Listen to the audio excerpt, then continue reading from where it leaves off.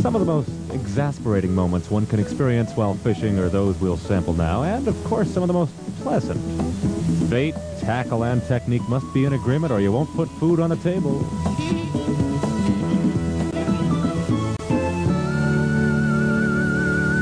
More often than not, it's just a good hunch as to where the fishing takes place. Here today, gone tomorrow, in 3 feet of water or in 300.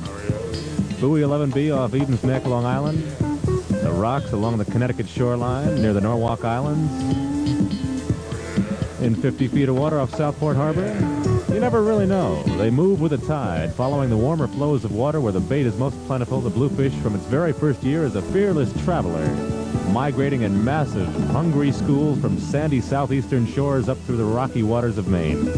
Commonly, fish of one size will be found schooling together, from the first season snappers of 6 to 8 inches through the mature veterans weighing upwards of 20 pounds.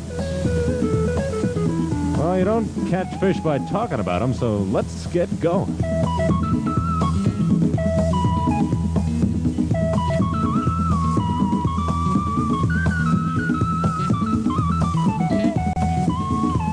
The search for bait is on immediately upon leaving the harbor. Our eyes scan the surface for bunker, or Manhattan as they are more properly named.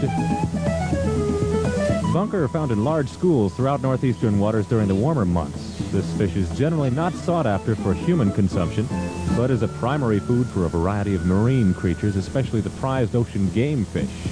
The bunker is easy prey. To us, they signify blues nearby.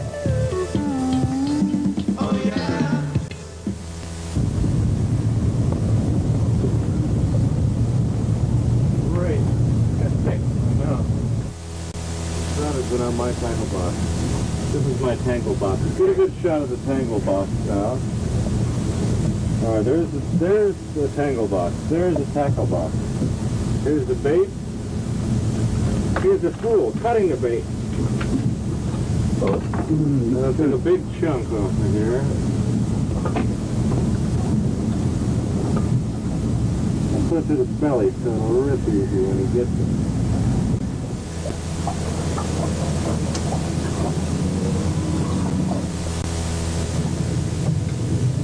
No fish in close to 2 hours, 3 hours, 4 hours. But they're coming.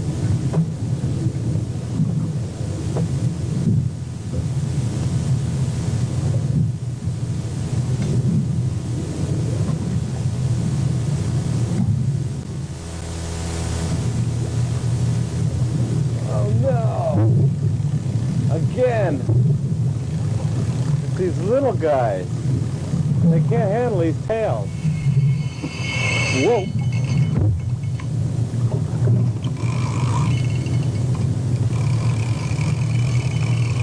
There he is. Oh, he shook it. There are many steps to success in boating a blue. A major factor in productive fishing is keeping a tight line in order to prevent the fish from using the slack line to its advantage to shake the hook. You don't think fish are that smart? I think you'd be surprised. Bluefish have incredibly strong jaws, loaded with razor-sharp teeth that they're not afraid to use. By the way, it's advisable to keep the gaff hook and net handy at all times.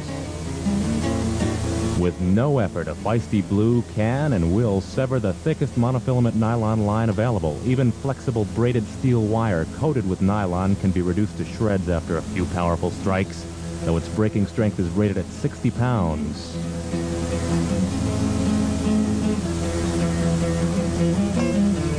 Often while landing a blue, another line gets hit, causing confusion on board. Tackle of questionable quality showing wear or defects should be discarded and replaced, or the lesson will be learned the hard way when all that's left of the big one you had on is your imagination and a slack line. The bluefish, regardless of its size, should not be underestimated.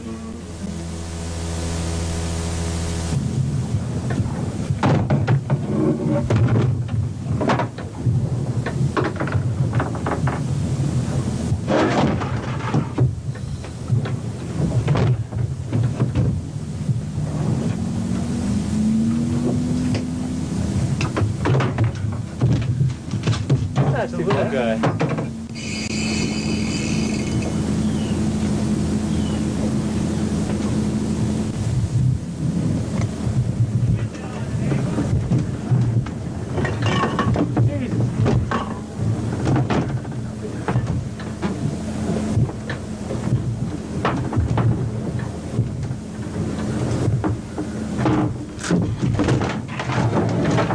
faster.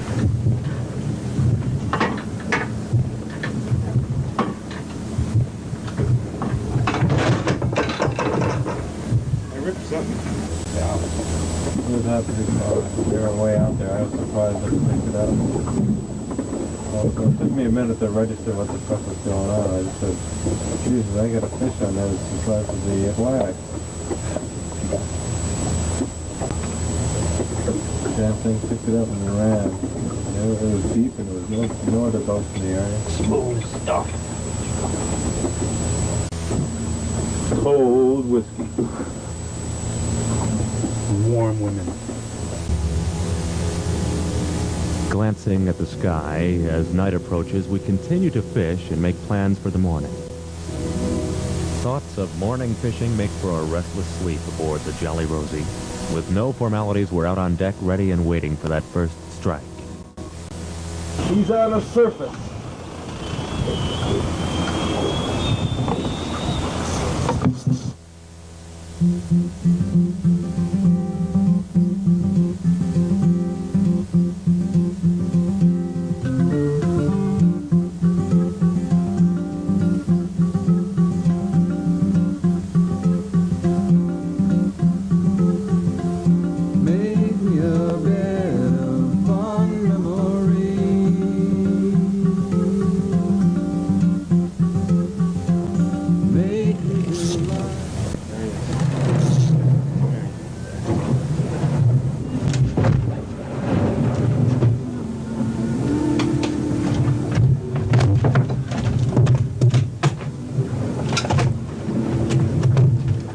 Almost the same size too.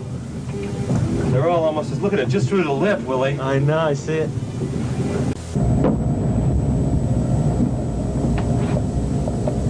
Not a bad haul. Not at all a bad haul. He's not as little as we thought, Willie. Well, maybe he is little.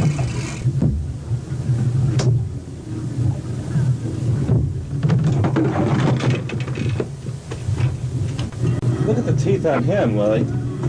Look at the teeth on him for a little guy. Look at him. See him?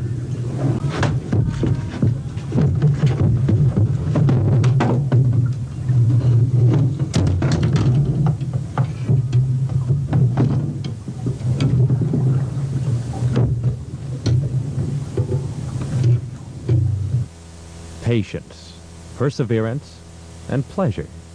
And you've got the blues. Forget it.